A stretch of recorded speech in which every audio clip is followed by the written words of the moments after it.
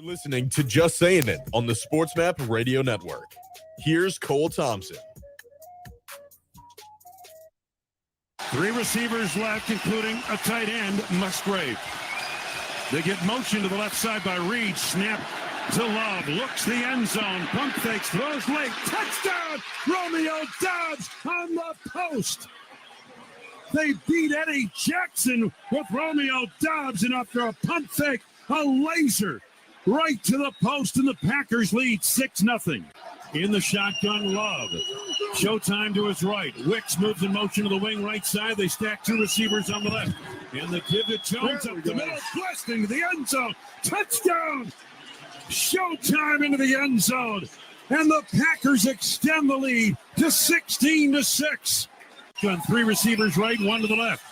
Aaron Jones to the left side of the quarterback in the backfield. Snap to left, dumps it over the middle. Aaron Jones makes the catch. 25-20, cutting right. He's gone to the house. Touchdown, Green Bay Packers. Aaron Jones, electrifying 35-yard touchdown reception. Wow.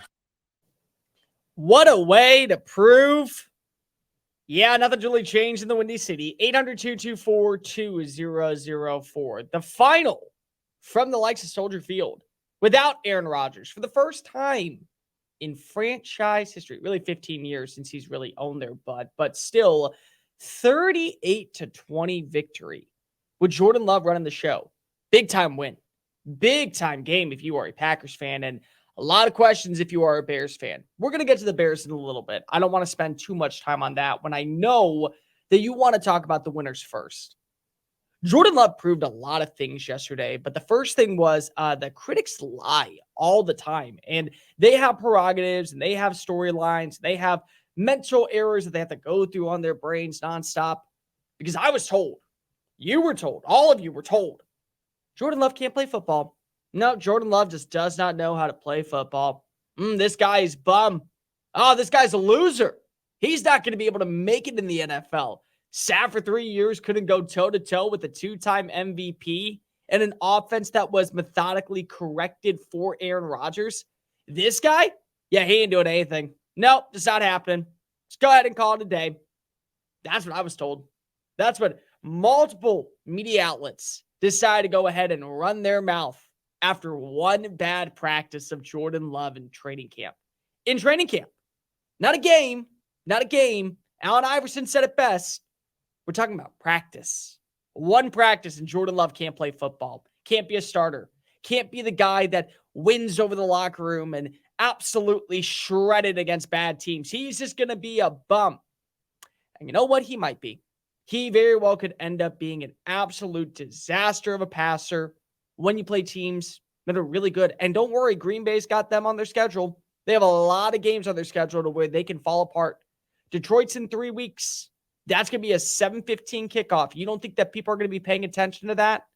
They got games against the Steelers, the Chargers, the Chiefs, the Bucks. They got games where they're going to be able to show, oh, Jordan Love's just falling apart. But for the first game of the season, the game that kickstarts a brand new era at Lambeau Field, Jordan Love looked pretty damn good. In fact, you could say that Jordan Love was the sole proprietor and the main focal point about why this team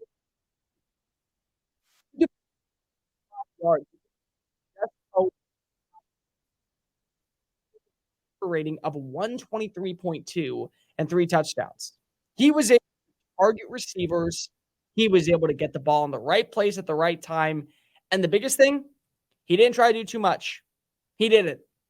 That's the difference about really good quarterbacks and quarterbacks that you know just can't hold their own in the NFL, is when you ask them to do the bare minimum and keep things going afloat. Like Kyle Shanahan. Kyle Shanahan is not looking for a super hyper athletic dude that can absolutely sling it 55 yards down the field and make people miss behind the line of scrimmage by juking and jiving.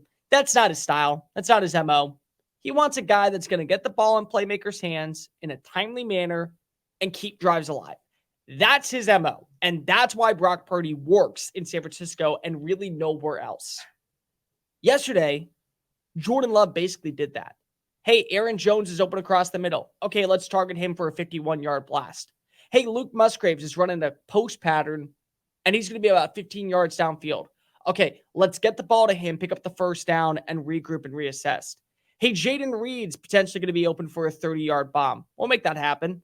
Romeo Doubs is in the end zone twice. Let's just get the ball in his hands. 2 scores. That's what Jordan Love did in this game.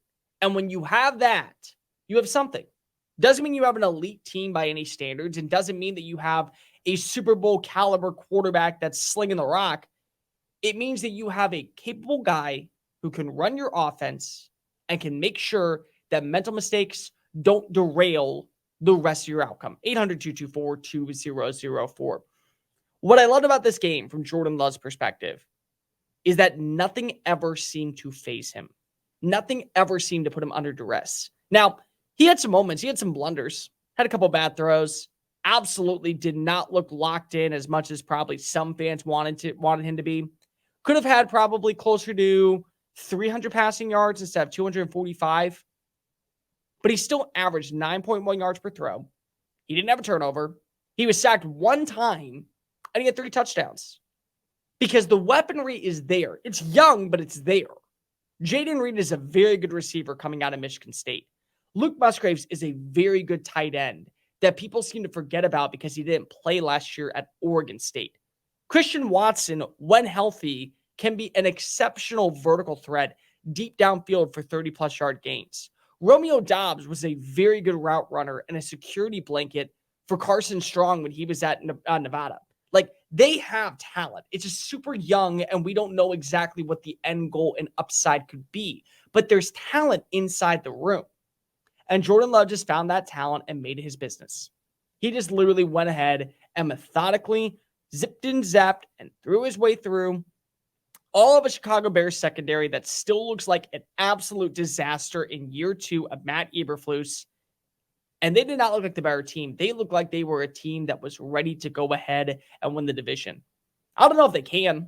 The way that Detroit played and the way that Detroit was able to come back and force their way to get a win at Arrowhead, that's the biggest storyline in my opinion.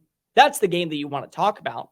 But Green Bay may make the playoffs. I almost put them in our playoffs. I did. When I was going back and I was looking at my notes, I'm saying, who do I want as the last team in? I thought it was between Atlanta and Green Bay at this point because I didn't entirely trust New York. I didn't trust that what we saw yesterday in Seattle was going to unfold with the Rams. I didn't think that Minnesota was going to be able to win all of these one-possession matchups. Spoiler alert, they didn't. They absolutely were god-awful yesterday in the second half against Tampa Bay. But I thought that Green Bay had the talent that would be able to hold their own against really bad teams and find a way to get 10 wins. This version can. They absolutely can. They forced their way into the backfield defensively, 4 total sacks against Justin Fields. They had an interception. They eliminated the run game outside of a few breakaways from Fields and Roschon Johnson. They were able to basically blanket the receivers downfield, and that's just good talent. From Rasul Douglas to Jair Alexander to linebacker play with Quay Walker, get a pick 6. Like, that's what they can do. They're a very good team on both sides of the football. But what they really are good at is, once again, just sticking to the game plan. Matt LaFleur, in my opinion, is going to get the short end of the stick in the entire Aaron Rodgers saga because Rodgers was the 2-time MVP, but he knows how to coach. He knows what he's doing.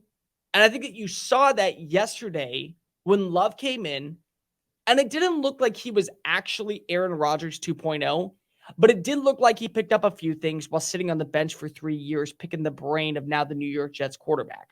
You talk about the passes. Did that look a little bit like Rodgers? What he does on Sundays? The guy that now is leading Gang Green to hopefully postseason success. Wasn't that the same guy?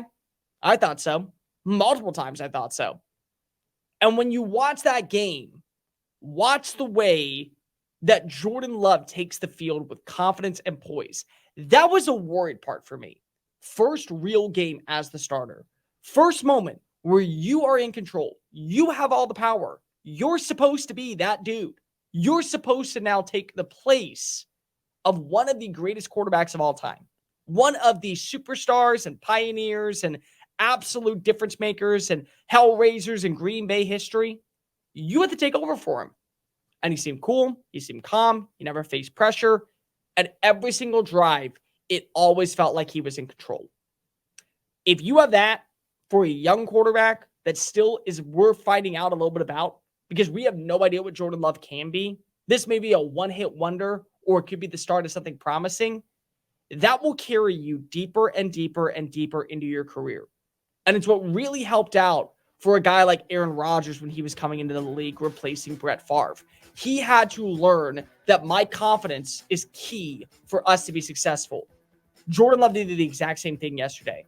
He now can absolutely make comments like Aaron Rodgers saying, I own you, Chicago. Because guess what? He definitely did on Sunday. Hey guys, thank you so much for watching that video. Don't hit the X button yet. Make sure you hit subscribe to keep up with all of our daily content found on Just Saying It and anything else that we post on this channel. Bye.